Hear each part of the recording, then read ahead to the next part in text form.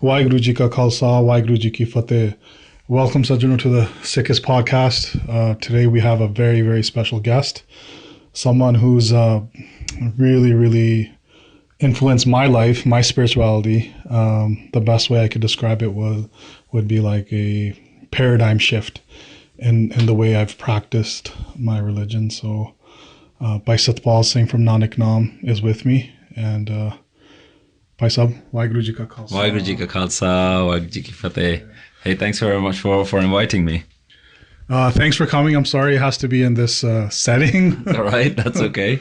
Where we're just literally, there's a picture of this. We're sitting in a room, and I'm on a bed, and he's on a chair, and I have my phone, and we're recording. I'm here in the great United Kingdom, so I thought I'd look him up. So, Paisa, I just wanted to ask you before we get into any real deep conversations. I like to get someone's like personal take on how you got started on this path. So what was the influence for you? Yeah, it's weird. A lot of people seem to be interested in that question. Like that seems to be like the question that I get asked most often. Like, first and foremost, I always say that I was brought up in a family that was really dedicated to me being connected to my spiritual roots. So my parents really kind of encouraged us when we were younger that we, regularly attended the Gurdwara, and we were always kind of familiar with the kind of the stories and our history and our background and things like that. And so I always say that that's kind of, it was really my parents and my mum who kind of planted that seed in me from a very young age. And then as I grew up and kind of got into my teenage years, I started exploring what my faith, background, religion was all about, and I started getting more and more interested in that, and started doing a little bit of my own exploration and studies. But it wasn't until I was 21 and I actually met my spiritual mentor. I met someone who just completely changed my whole understanding, just blew my mind completely. And I was very fortunate, and it's just one of those things that if you look back now, it was just fate just kind of had to put me in the right place at the right time for me to meet this person by chance on like an odd evening that I happened to just, stumble across this person.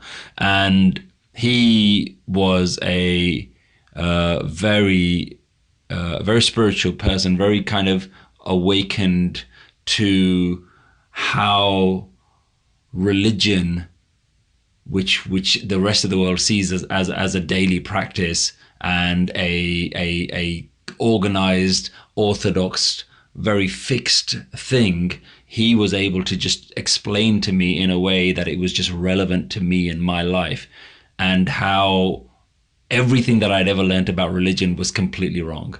And so I was very fortunate when in my sort of very early sort of 20s to spend a year with him, and that set me off on my own journey of self-discovery to try and understand now, what does this oneness spirituality mean for me? What does meditation mean for me? Like actually starting to meditate for the first time, even though that was something that you hear about, but there was never really any avenue where you could learn those things. Now I actually had a mentor that I could go back to again and again and say, well, hey, I've tried this meditation. This is working for me. This isn't working. And he was just able to guide me. And he's still somebody who I go and spend time with now. So, I mean, I thank my lucky stars that I'm just happened to meet this one person who changed my whole life. So pretty much kind of what happened with me when I came across your video kind of happened to you. Yeah. For me, I was on Facebook. I had just finished being part of the Gurdwara committee, right? And, it was the first ever youth committee in Calgary. And we were I was like taking a lot of time away from my family because I thought I was doing something for the month.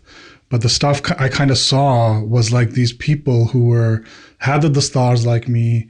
They were wearing all the right stuff and they were saying all the right words, but the actions weren't even actions of like good people, let alone spiritual people. And me, myself, being like going up and down.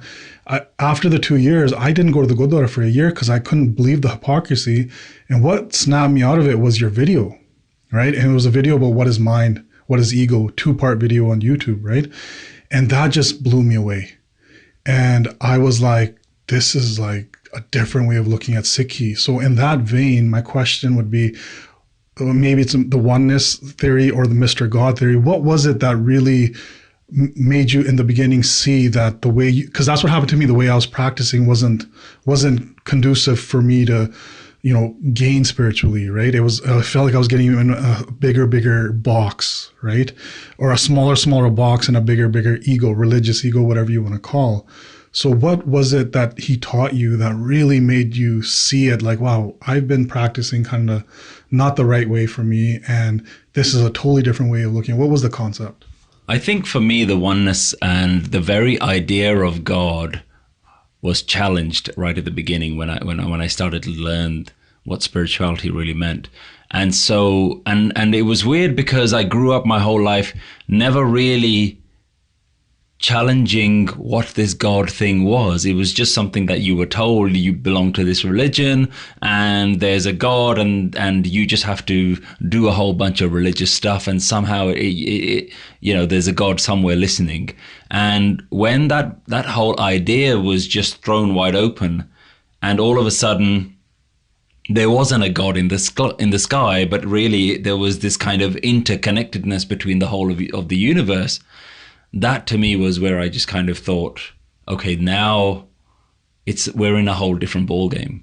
This is a whole different thing. Now I have to be responsible for my own spirituality. Like I'm in it, I'm part of it. It's not something that's separate from me, I'm part of it. And so the ideas of oneness, non-duality, those were the real kind of eye-openers for me. But I can't say that at that point I instantly got it, because it wasn't until I spent years and years and years really refining this understanding and combining that with a meditative practice. It was the combination of new ideas and a new practice, which is where it really kind of married those two together, where I was like, okay, this is a part of me.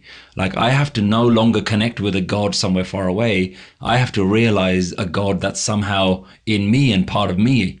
So that was this whole journey. It just kind of, it's like I felt very much like you did with religion, that everyone was talking about religion in one particular way, and all of a sudden it's like I had been turned 180 degrees and put on a different path, and I was told, while the whole crowd is going left, actually I want you to go right and go look at it from this way. And where everybody had focused on the whole external and the practice of it, now I was being directed to internalize it, to say, well, what am I? Who am I? What's the nature of me? Like actually look at my mind, look at my thoughts. What happens when I sit down with myself for half an hour and just be in myself? What happens? What do I see? What do I feel? And it wasn't that my mentor gave me all the answers. He just showed me how to unlock the answers by going and introspecting. So it was years and years of just developing this idea. And I don't know what it was. I was hooked. I didn't get it all straight away, but I was hooked. It just felt right. It felt new. It felt like it was a revelation for me. Yeah. So when you, it took years and years, how did you, in your mind, were you like steadily going towards this concept, or were you in and out of it, kind of like, yeah, you felt it, but then you felt like you're going back to, the previous you, or was it like a steady climb towards this, what is it, like understanding or this awareness? I think when the initial idea of oneness as opposed to a God initially kind of was something that I learned about, I felt at that point like I couldn't unlearn that understanding. Like once I'd kind of at least got the very basic ideas of what this oneness God thing is, I couldn't, anything I did after that was I was building upon that understanding. So that's what I mean, that in the sense that I didn't get it all right at the beginning, and probably I don't get it all right now. But anything that I did learn was now building on this new idea. So it was almost as though I was starting again from scratch. So it was just every practice and the meditation, and then going back to scripture, going back to Gurbani. All of a sudden now I was looking at Gurbani, and I was thinking, why is nobody talking about Gurbani? Because it makes so much more sense now from this angle. Why is no one actually talking about this? Like you opened up a totally different angle of what Gurbani meant to you, or what the words meant to you. Completely. The words now just like were popping out at me, and they were just singing a very different tune. And I just couldn't understand, why is no one talking about this? It doesn't seem, it's so obvious when you learn how to see Gurbani from this angle, what it's actually talking about. Yeah. But if you don't know how to see Gurbani from this angle, the dualistic definition of us and a God somewhere far away is also really obvious. You can look at Gurbani and it's so obvious that it's a dualistic language. Yes. But it's only when you understand to learn to read Gurbani from the perspective of ik. Like that's why I strongly believe that's why Gurbani starts with ik. Because once you get the ik, you'll know how to read the rest of Gurbani. When you don't get the ik, you're reading it all wrong. Yes. You're interpreting it all wrong. Yeah. That's a similar thing happened to me when this concept of ik, which took me so long to listen to your ik video over and over again. So many times I listened to it. When it kind of started downloading a little bit, I'll still say it's a little bit right now. But Gurbani took a totally different meaning for me. It meant so many different things. So on that note, could you kind of just describe, I know it's going to be hard, but briefly, what is this oneness that we keep talking about, or what is this ik concept that totally gave me a paradigm shift, gave you a paradigm shift? What is it exactly, the ego versus the I, I mean, if I was to summarize it, I would say that the oneness is a way of looking at life where everything is essentially boils down to one thing.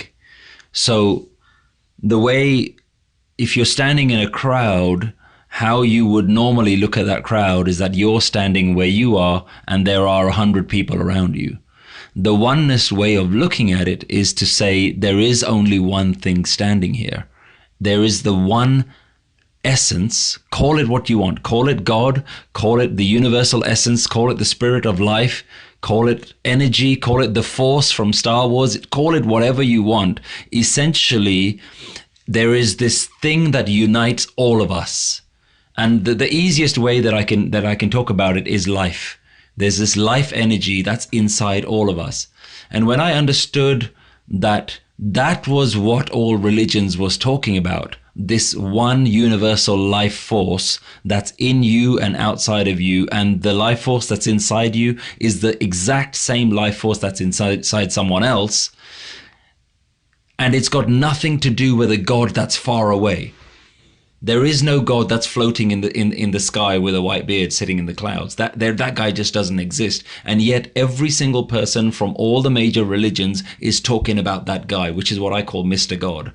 The guy just sitting in the clouds with the white beard, looking down and just judging us for all the stuff that we should have done without, when he never told us. All that guy just doesn't exist. And when you understand that this thing that everyone is chasing after is in you and is in everyone else, that's the point where it all flips. Because all of a sudden, you know that you've been looking in the wrong place the whole time, and that you need to look inside you. And the weird thing is, everyone says God is inside us. Yes. But they have no idea what that means. Right. They don't know. And if you ask them, where is it? They'll say, oh, it's in my soul, or God in my soul, or God is love. And as straight away you start asking, that's where the answers flip out the window. Because really they've heard that, they've read it on the back of a bumper sticker somewhere, and they just like it. So they want to sound spiritual. And I'm sure I did the same thing. Oh, God's inside us. But when you actually get where you need to start looking, that's where your whole journey changes. And it's quite scary, because some people don't want to hear this. Some people don't want to know that they've got access to it right here, right now. It's there. It's part of you. And everything that you're doing is fooling yourself, because you're not doing anything to actually go look for that. So you can just fool yourself with doing a whole bunch of religious stuff, but in reality, you're nowhere closer to finding that, because it's right there inside you. It's with you. It's part of you. In fact, you are born out of it, and it's all around you. And when it's so close to you, that's where it becomes uncomfortable for people. But for me, that's where it became really exciting. I was like, wow, now I can actually get it. All of a sudden, this God thing, which I never had a problem with. I never had a problem with the standard God until I heard this way of it. And I was like, oh, now, okay, that's interesting. Like, that's a God that I'm actually interested in finding out about. The other God, I was like, just doing because my parents had told me to do it. I didn't really have any real love or affection or anything towards it. It was just something that you do on a Sunday. You go, you do the God thing in the temple, and then you come back home. You don't really have to have a connection with it 24 hours a day. Whereas this all of a sudden was, oh, I can do something with this. I can connect with it. I can find this. And when I was able to also learn meditative practices, the peace and the bliss that I got from that alone, forget God, forget the oneness and all this stuff, that alone was so rewarding. I was like, I'm just going to do more of this. This alone is changing my life, because I've got a way of now not feeling so angry, of not holding on to grudges that I've been holding on to in my mind, and not, carrying baggage and emotional pain from all of these different traumas that have happened in my life, whatever they are. All of a sudden, I've got a way to clear all of those things. So those things were so revolutionary for me. And when I explained to people that you all have access to this, every single person listening to this right now has access to something that can give them unlimited bliss, unlimited happiness, and you can get it right now. And it doesn't matter what religion you belong to. That to me is such a powerful message, and that's really like what I've dedicated my life to trying to do now, to get that message out there. So, like when we were talking about this earlier, when we used to listen to Katha, we'd hear about the historical Gur Sikhs, right? And how they were transformed by Gurbani and how special they were. But it wasn't really brought back to actually you are also a part of that. And Gurbani has that power to transform you as well. And I think if that was preached more, like, hey, do you know Gurbani? And is it transforming you? How practical is it in your life? Because if it's not practical in your life, Guruji says, Guru Nanak Dev Ji says, question everything, right? If I'm telling you something, question it and see if it works for you. So if it's like, if you're still going through your ups and downs, or you're going on a downward spiral, but you're wearing all the right things, you're saying all the right things, you're matha taking 10 times a day and doing all this, but Gurbani is not bringing that transformation in your life, then you're not looking at it in the right way, I would say, right? What do you think? I think you're absolutely right that what happens is that when you take on religious practices, and let me just clarify, I don't have anything against religious practices, and I'm not telling anyone that they shouldn't be religious. What I'm saying is that when you take on religious practices, you forget what their purpose was to get you into this space of awakening. And if you've disconnected the practice from your own transformation, internal, mental, emotional transformation, if you've forgotten that that's what all of those practices were meant to do, that's when it becomes a ritual. That's when you look the part, you're saying all the right things, you're wearing all the right things, you're praying the right way, and you're eating the right things. You do all of those things and you get convinced that's what I'm supposed to do, because the God who's sitting far away is waiting for me to do more of this stuff, so that when I die, I've earned enough brownie points. You got VIP. Right. I've done enough good stuff. And you even hear people actually giving examples like this. Like, you do all the right things. It's like adding money to the bank, so that when you go to heaven or when you die or whatever, that's when you're full. Like that stuff is worked for you. And people have categorically outright said, you do all of this, or if you read loads apart and you do all of this stuff, it's like adding zeros to your bank account, but until you've taken Amrit, it's just worth zero. And that's such a awful way of making people feel absolutely worthless. It's making people feel useless, because unless you've done the ultimate religious step, you're all going to hell. You might as well tell people they're going to hell. And so elitism. And the reality is, nobody's actually being honest with themselves and saying, you know what, I took the Amrit, I did all of that stuff, but there's still stuff that feels empty, because we don't have a space to actually say, I don't think it's working for me. We don't have a space to talk like that. So we're all supposed to say, oh, I've taken Amrit. And everyone's saying, well, I'm going to look to you for the answers now. And most people don't have the courage to say, actually, I've taken Amrit, but I'm still no better off. I'm still struggling. I still have emotional baggage. I still can't control my rage and my anger and my lust. I don't know what's going on. And we don't have the space to talk about things in this way and actually say, my emotional and mental transformation still doesn't feel like it's happened. And that's because you've been spending all of your time doing religious stuff, thinking that doing the stuff was what you were supposed to do. But where I see it now is, no, the transformation is what you're supposed to do. The mental, emotional, spiritual, call it whatever you want. That's the transformation. The way I understand myself has to change. The way I deal with life has to change. If all your religious practices don't help you deal with life better, if it's just something you do in the Gurdwara, the temple, the church on a Sunday with your religious friends, but when you go out into the real world, you're still really angry, you're still really stressed, you're still carrying around years and years of emotional baggage. If you're not able to just control your emotions during day-to-day life, if you're not able to accept everyday ups and downs of life and you're not able to deal with them, then your religion's failing you. Categorically, it's failing you. And we are in a situation now where we can't talk like this because most people will think like I'm offending their religion, and I'm not offending your religion. Every single religious prophet, every one of the masters that you follow, they were rebels. They came and said things that were hard to hear. They didn't want to just tell people what they were already hearing. They wanted to shake people.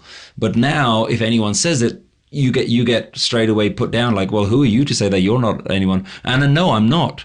I'm not anyone special to say any of these things. All I'm saying is a little bit of that transformation is starting to happen with me. And because it's happening with me, I want it to transform other people's lives. And that's as simple as it is. Yes, that's very powerful.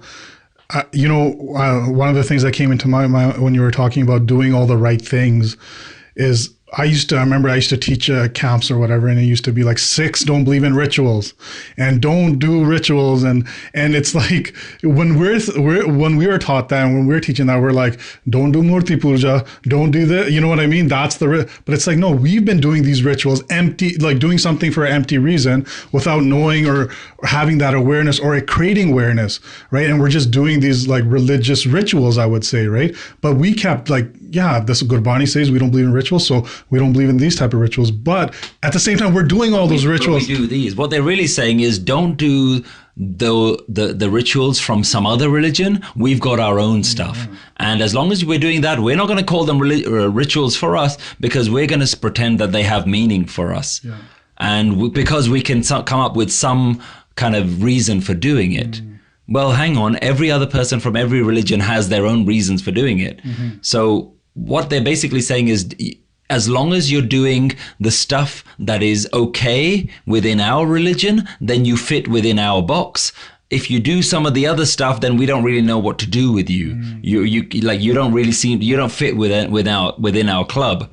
Yeah. And what the most fascinating thing for me is, if we look at something like the Japji Sahib, Guru Nanak Dev Ji starts verse number 1 listing out rituals and saying none of these rituals are going to work. And we stop there because we're saying, hey, look, Guru Nanak Dev Ji is saying, soche soch na hove, chuppe chup na hove. Yeah, he's telling you by bathing, you're not going to achieve it. By silent meditation, you're not going to achieve it. By gathering lots of wealth or abstaining from wealth, you're not going to achieve it. By being very clever, you're not going to achieve it. We look at those and we say, yeah, Guru Nanak Dev Ji is telling all the religions off. I don't see it that way. I see Guru Nanak Dev Ji as showing you that doing isn't where it's at. It's a mindset that has to change, because he says, well, what is the real solution? He's saying, hukam razai chalana. That's not something you have to do. He says, accepting the reality of the present moment is where your transformation and where your connection really lies. So he's actually challenging the very idea that doing religious stuff is going to help you. He's saying, no, don't do any religious stuff. Transform your very interaction with the present moment. Your very way of dealing with this moment now. Are you in full acceptance of this moment and whatever the next moment may be? If you're in that state of mind, it doesn't matter what religious stuff you do. That's where you want to be. So he's challenging actual religions. And one of the most difficult questions that I think most Sikhs are afraid to ask is, if Guru Nanak came today, what would he do? What would he say about our practices, the religious practices of today? And I'm willing to bet he will challenge almost everything that we're doing, because doing isn't where it's at. It's connecting through your awareness, through your understanding of yourself. And this is where the gurus categorically say, you cannot read this stuff. You're not going to get this stuff by reading. You're going to get this stuff by actually connecting. And we're just not in a world anymore where we're actually talking about connecting. Look, we're in a really weird situation within Sikhi where nobody feels like they can go. Like, imagine this scenario. Imagine you're sitting in a gurdwara packed out full of people, and somebody gets up from the Sangat, goes on stage and says, Sangatji, I have something to share with you. Everything that the gurus say is true, and it's worked on me, and I've connected. I've found God. What would we do with that person? If somebody stood up on stage and said, I found God, I did it. I did everything that the guru said and it worked and I found it. Most of us would be like, kick him out. Like, who the hell's this guy to say that he's found God? So we have a religion where we spend every moment telling people to find God, but as soon as somebody actually tries to say it, you'd kick them out. So we don't actually, nobody actually believes that it's possible. And yet we have a religion where everybody's telling you to connect with God, but at the back of our head, we're not willing to accept anyone who's ever done it. And what a weird situation. Why don't we have hundreds of thousands of people saying, hey, actually, I followed Guru Nanak's advice and it actually worked. I actually found it. It actually works. We don't have a space to talk like that anymore. So what are we doing? What is this religion doing?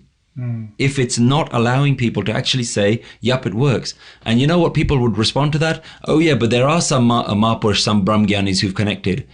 Yeah, but why is it only for the special few? Well, like, why have we created a situation where we're going to bow down to somebody who's connected? And again, I'm not disrespecting any Brahmgyani or Mahapurush. Who am I to do that? But I'm questioning people. Why are you allowing yourself to create that distance where the Mahapurush is connected, but I'm never going to be connected? I'm a sinner. I'm a papi. I can't ever be connected. So we are talking about connecting to God all day, but the reality is most of us don't believe like we're ever actually going to do it. And so because of that, we're just happy wasting our time doing a whole bunch of religious stuff. That's very, very powerful.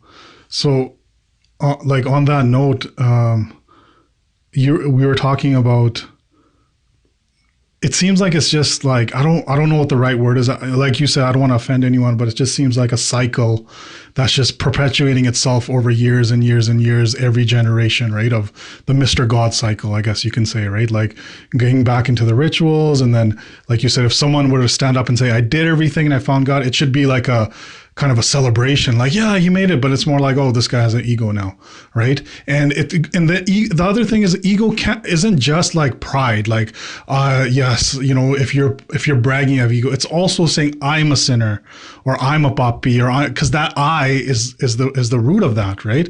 And like on that note, like there was this Alan Watts, right? He was a philosopher. I'm sure you've heard of him. And he has this thing, what if God got bored? I don't know if you've seen that video, but it connected me with oneness so much, because in this video, I encourage everyone to go watch it on YouTube. What if God got bored? He's talking about God being this supreme being that can do anything in the world. So what would he do? He would get all his wishes would come true. Then he'd get bored of that. right? And then maybe he would do like other amazing things. And then maybe he would create a universe. Then maybe he'd create an earth. Maybe he would do all that. But then eventually he would just know that he's all powerful. So the next thing he might want to do, and this is just an example, but I think it's cool. He might want to forget that he's all powerful and create a game where he has to find himself again. Right. So when you're saying, that God is a part of, like, we're a part of it, Alan Watts is kind of like framing it as we are God. We've just forgot. And we've forgotten because of the ego. What are your thoughts on that? I think it's such a difficult line to tread. I mean, people have been crucified for saying, I am God. We have philosophers and mystics in the past, like Mansoor, who said, Anal Haq, I am God. In the Vedantic tradition, we have words like Aham Brahmasmi, I am that Brahm, that supreme being. And certainly within the Sikh tradition, that seems to be a line of thinking that's kind of toned down. So that's why a lot of people, certainly within our tradition, we don't subscribe to that way of thinking, that we don't connect to God through the idea of saying, I am God, because there is a danger in keep saying I am God, and the first two words of that statement are I am, and so you build this sense of I am, and in reality all spiritual traditions say that in order to connect to God, you have to get rid of the I am, or you have to at least create such an understanding and clarity that the I am is just this temporary concept, but actually what I really am is this unlimited, unbounded, universal being. So there's a danger in the path that says, I am God. And that's why certainly in the Sikh scripture, that particular phrase is there, although people don't like to talk about it. Gurbani uses the word soham. So there's a particular line from Guru Nanak Dev Ji that says, Tat Niranjan Jot Sabai Sohang Ped Na Koi Jio. He says, Tat Niranjan, that very intangible essence, the light that is everywhere, Jot Sabai Sohang, I am that. Ped na koi jiyo, there's no difference between me and that. So that Bhai Gurdas Ji uses the word sohang quite a lot as well, a lot more than appears in Gurbani. It's there, but it's not the way that we connect to it. We're not going to keep connecting to it by reinforcing this idea that I am God, because there's a danger that the I am gets reinforced, and then the I am convinces itself that it is God. And really, that you were supposed to see the I am for what it was, and distance yourself from it. Now you've cemented yourself as the I am, but you've just kind of convinced yourself that the I am is God. So in our tradition, we don't do the I am thing. What the Gurus introduced was this idea that you are. We spend all of our effort on tung, the other, that we spend so much time of looking at the whole universe as not me, that eventually we realize that the me itself is also not me, it's also you. So that's a bit more kind of common, where we look at things like Kabir, tu karta, tu hua. I was just thinking of that line. Right? Yeah. Tu karta, tu hua, mujh mein raha na hu. So Kabir Ji's methodology there is basically saying, I look at the universe as you, and I chant this concept that everything is you, this is you, this is you, this is you. That eventually I realized that the person saying it is also you. But the problem is that path also has a danger. And the danger with that path is we keep calling God you, that we forget that God is me and you. So we never address the me. We say, I'm a sinner, you are the savior. You're the great one, I'm the meek one, I'm the small one. And even though Gurbani uses this kind of terminology, there is within it the oneness. So there is this kind of, and this is where you can't just read this stuff. You have to be guided by somebody who's gone further than you. That's why for me, I was shown this. I'm still being shown it. I'm still exposing myself to people who know more than me, who are connected more than me. Because you have to have someone that actually says, look, you're kind of going a little bit off track here. You're going to come back, kind of bring you back. That's why Gurbani spends so much time reinforcing this idea. You have to spend time with sants or brahmgyanis or whatever the terminology is that you're comfortable with. You have to spend time with people who are further down the path than you are. Because the path of I am has pitfalls, but the path of you also has pitfalls. There is no perfect path. They both have problems, and both are good paths if you have a good teacher. If you have a good guide to show you, both paths are perfect. So I don't have a problem with terminology like Aham Brahmasmi. I think it's beautiful. It's one of the most beautiful statements. I mean, what better statement than somebody who realizes I am that oneness? But within that, you got to know about the pitfalls between the two. So with so it's important to have a mentorship or someone who is a mentor, right? Like for me, I try to find mentors in a lot of different people, right? Whether go to Sikh or not go to Sikh, right? Like for this podcast, one of my mentors is Joe Rogan. He's like the least go to Sikh person you could think of, right? But you are a big mentor for me. I've mentioned Jagmeet Singh. There's other people, right? And I just, whatever I can find from someone I take, I've always kind of been in that. My question is, do you think that just having Guru Granth Sahib Ji is enough of a mentor? Do you think you need an actual physical person to help you? Because I don't think I would be able to come up with this oneness just reading Gurbani. It had to have come from these videos. So what's your thoughts on that? I would never say that Guru Granth Sahib Ji is not enough. I mean, I'm sure Gurbani has transformed millions of people, and I would never want to put a limit on the Guru, because how do I know how the Guru works? But for the average person, I would say that certainly the ones who are born and brought up thinking in English and speaking English as their primary language, you're not even relying on Guru Granth Sahib, you're now relying on very modern translations and very simplistic translations of Guru Granth Sahib. So in that sense, you really, number one, you need to get comfortable with the actual language of Gurbani. And I'm in no way an expert on that. And I'll put my hands up openly and say I'm not an expert on that. But I certainly am able to now read the English translations and see where they fall short. And they're great. Again, I mean, I still rely on some of the English translations, but I'm also familiar enough with Gurbani and able to read things like Professor Sahib Singh's Satiq and things like that to get a bit more clarity. So yes, you can, if you're guided with the right tools, you can get this directly through the Guru, but the Guru is actively telling you to go find Gursikhs. So you are not really following Gurbani if you're only reading Gurbani, because Gurbani is actively telling you, go find other people, find the right Sangat, go find the spiritually enlightened people, spend time and learn with them. Because the Guru realizes that this isn't textbook knowledge. This is something that has to be practiced and needs guidance and needs this kind of mentorship. Okay, interesting. On the note of translations, it just came to my mind, even the English translations, kind of British era translations, there's so much duality in the translations.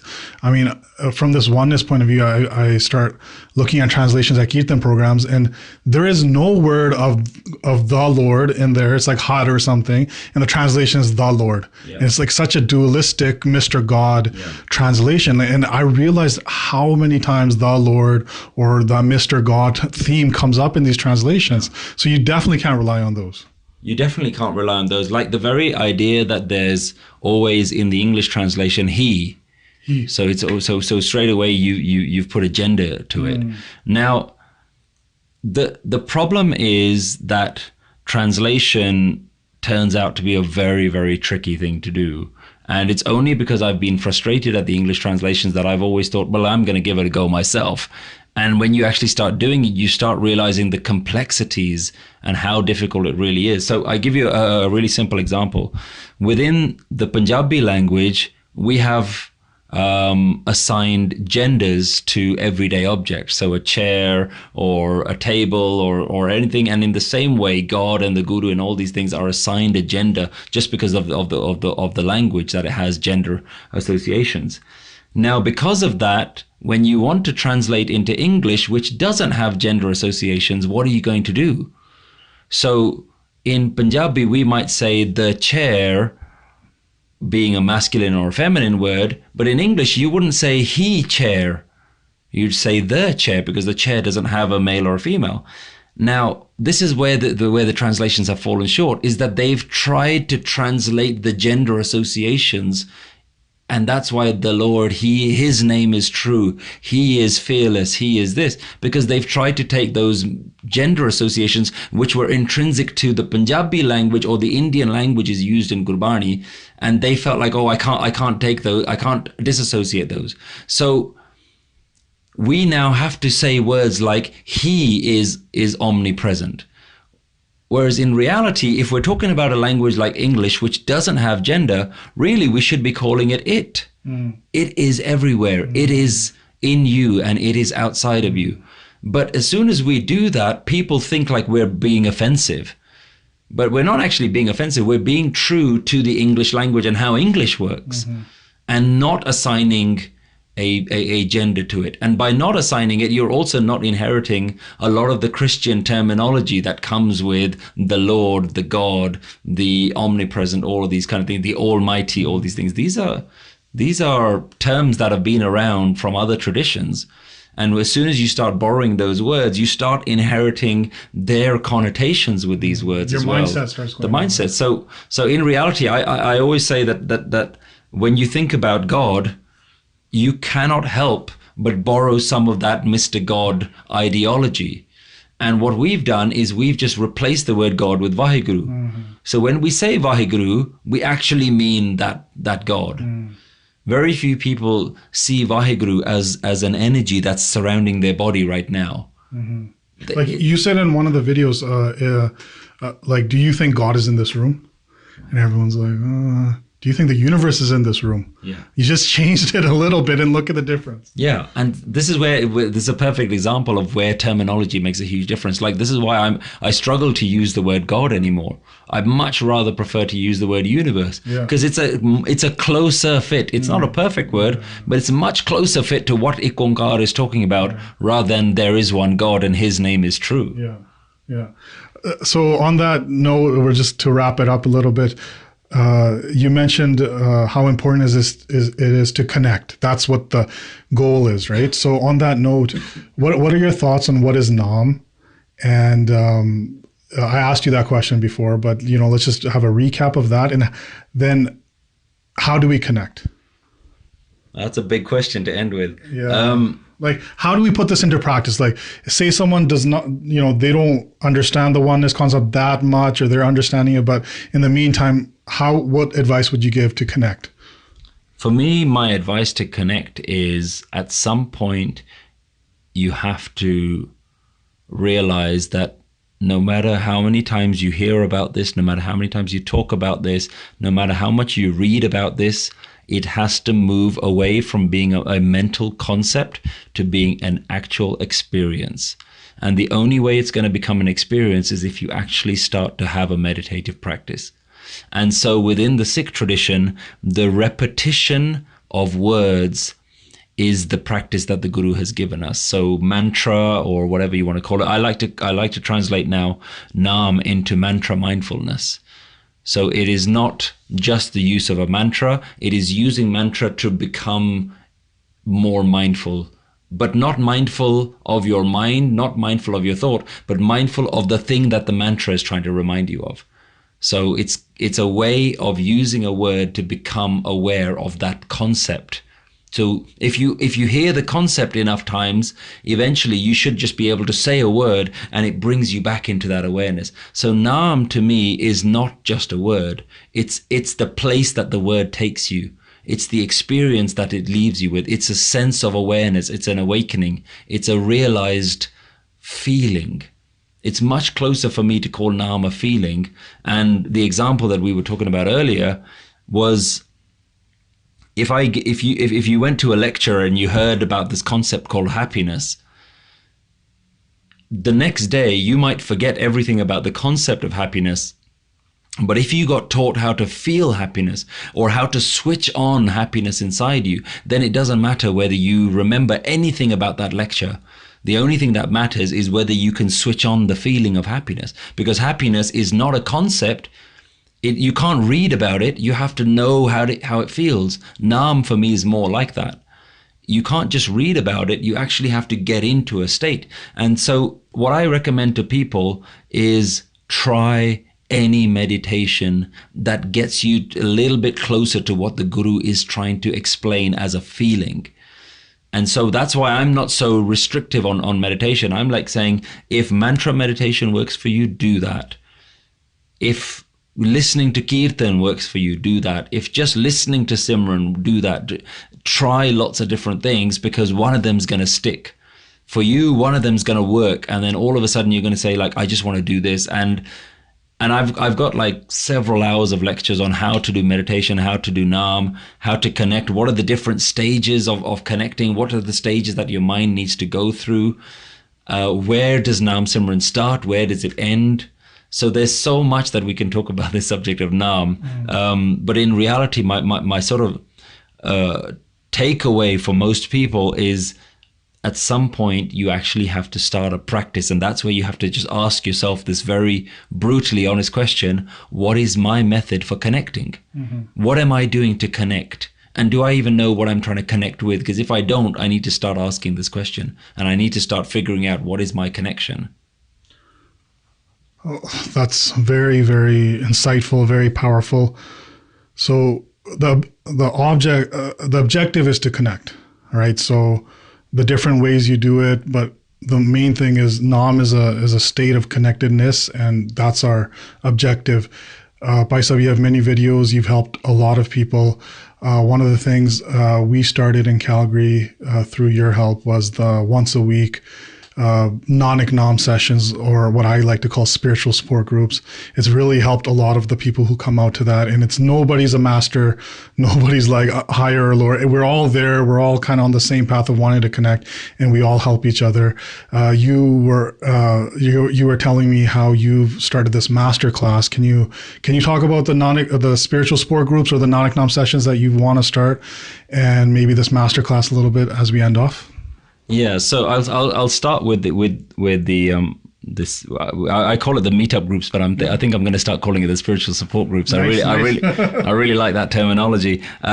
So one of the things that occurred to me after doing presentations and talks and lectures about these things was that I would see that ultimately there was a disconnect between what I was saying and what people were hearing. And I realized that ultimately nobody can learn anything over a 1 hour lecture. The very way that you're going to learn this is through repetitive learning. You're going to have to just expose yourself to understanding this over time. And it's something that grows. It isn't something you read. It isn't something you just hear. And I realized that I couldn't be everywhere all the time. And what I wanted to do, and what we've started to do with the help of you guys and great volunteers all around the world, is I'm getting people to set up local meetup groups where they get together once a week, once a month, whatever it is, and they just meditate together. They put on one of our meditation videos. They get people to meditate. They put on one of our videos, maybe just a 5-minute video on a particular concept. And then the most important thing, people in the group sit down and they critique it. They analyze it. They talk about it. They try and work out, does that video make sense? Like, how does that apply to this particular scenario that I'm facing in my life? Or when I go to work and I'm dealing with this person, how do I use that wisdom? So I'm so passionate about people taking the work that I'm doing and using it to just help them in their life. But I know that you can't do that just by listening to videos. You actually have to create your own little support group, your meetup groups, where you can go back week after week and say, hey, I tried this isn't working. And you just bounce ideas off other people. And Sangat is the one message that comes across in Gurbani so much. And I don't define Sangat anymore as the people who just sit in the Gurdwara doing Kirtan. You know, some people are on their phone and some people are thinking about other things. To me, that's not Sangat. It's the people who are Sang. The word Sang means union or connected. So the people who are connected or trying to connect or can help you connect, that to me is Sangat, the ones that are getting closer to the Guru. And if you can create a group of even 2, 3, 5 people in your local area, there are bound to be people who are just as hungry as you and just as keen to find out. And what we do with these meetup groups is what we say to people is all you need to do is host it in your house or host it in somebody's house once a month, whatever it is. And you don't have to know anything. You don't have to think that I'm not ready. We'll provide you the content. You know, that's why all the videos are there. We'll provide you the content. You just create an environment where people can get together. And I have seen major transformations in people's lives just from these meetup groups. I was just telling you one that happened in ours. Yeah, you told me, you shared a story. I mean, and there are stories like this all over the world where people, and these aren't amazing groups to look at. They're just 5 people sitting in someone's office or sitting in someone's living room. Like there's nothing really, but the power is there in the Sangat, because I know people are connecting on a day-to-day basis, weekly basis, and that becomes the highlight of people's lives, because that is genuinely possible to change people's lives. So I'm starting to now really shift how we teach this information, because I'm not interested in me being a teacher. I'm only interested that in the limited time that I have alive, that I can do something to help people improve their lives. Otherwise, I've just wasted my time and just kind of kept myself busy. And I'm genuinely interested in people actually changing their lives. So I'm thinking, how do people change their lives? They're not going to change their lives by me doing lectures. Fine, I'll stop doing lectures. If they're going to change their lives by people meeting up, then I'm going to help facilitate that. And so the other thing that you mentioned was the masterclass. So I now am far more interested, if somebody's going to come and listen to me, like, I don't want you to come listen to me for an hour, because I know that the value that I can deliver in 1 hour is limited. I know that you're going to enjoy it. You're going to maybe take away some good things, but then you're going to go back to work the next day and you're going to forget it. So I'm saying, actually, give me 2 days. Give me 1 weekend. And this is this masterclass that we set up that I'm now starting to run. I've run a few in the UK. I've just come back from Australia running one in Sydney. And I hope to run more in Canada and the US and places around the world. It's a 2-day course.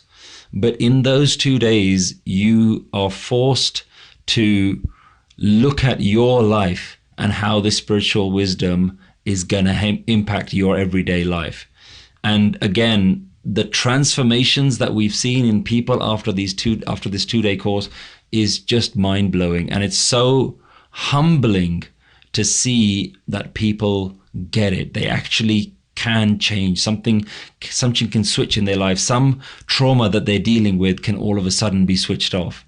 And that to me is like real change. And that's why we've said from day one that the Nanak Naam charity, our manifesto, our goal, our mission, what we're trying to do is we're changing lives through Gurbani, through Gurmat, through Sikh spirituality. And if we're not changing lives, then we're wasting our time, and we're wasting the Sangat's time. I'm a testament to that. I think our group, Nanak Naam group that we have, the meetup group, we've had a lot of transformations as well.